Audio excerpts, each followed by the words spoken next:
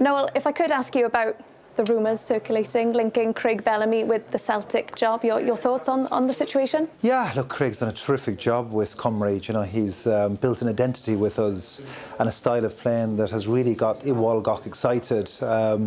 He's a year and a bit into the job of a 4-year contract, and we're completely focused on going to the World Cup in America, Canada and Mexico next year. 2 massive matches in November that he's absolutely focused on. So, look, when you do well in any job, I think you'll get linked to other jobs. Celtic's a massive football club. We got to see the Old Firm game yesterday, for example, which they won, of course, to get through to the final of the League Cup. But look, he's going to get linked with roles. As I say, he's an exciting coach.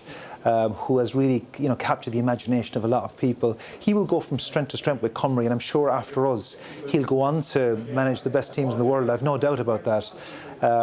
But for now, we're completely focused on getting to the World Cup, all of us. We say Together Stronger at the FAW, and Craig is right at the heart of that. So, as I say, 6 points in November is our goal, on to the playoffs, and then on to the World Cup we go.